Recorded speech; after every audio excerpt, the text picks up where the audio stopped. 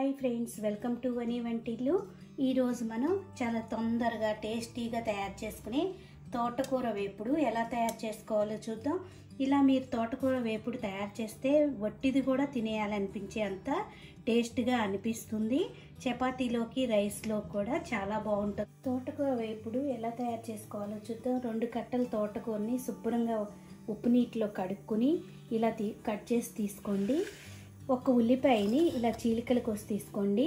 ఇప్పుడు mixie jar తీసుకోండి. దానిలో 4 టేబుల్ స్పూన్లు వేయించిన పల్లీల్ని పొట్టు తీసి ఇలా తీసుకోండి.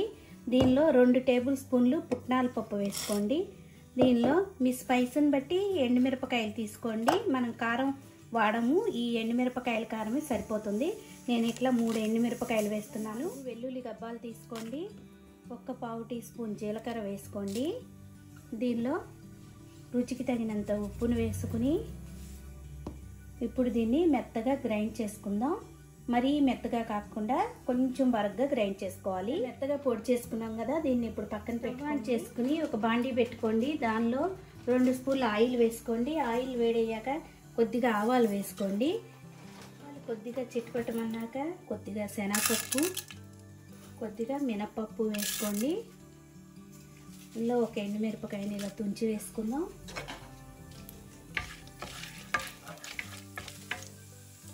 తాలింపు వేగాక ఉల్లిపాయలు వేసుకోవాలి.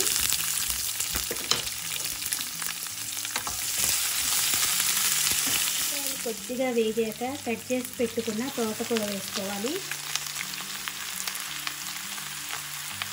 తోటకూర వేగుతున్నప్పుడు కొద్దిగా పసుపు వేసుకున్నాం. ఇప్పుడు మూత పెట్టి లో ఫ్లేమ్లో ఒక 5-6 నిమిషాలు తోటకూరని ఉడకనివ్వాలి. మధ్య మధ్యలో దీన్ని కలుపుకుంటూ ఉడకనివ్వండి.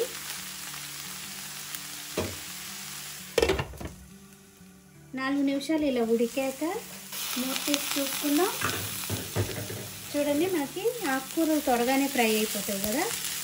మనకి చాలా వరకు ఇది ఫ్రై అయిపోయింది. ఇంకొక నిమిషం ఉడకనిద్దాం. తోటకూర ఇలా ఫ్రై అయిపోయాక మనం ఇప్పుడు తయారు చేసుకున్న ఈ పల్లీ పొడి వేసుకోవాలి.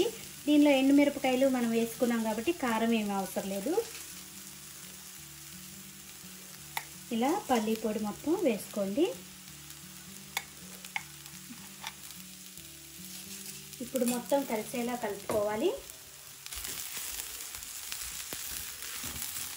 పల్లీ పొడి వేసాక ఎక్కువసేపు మనకి వేగవసరం లేదు.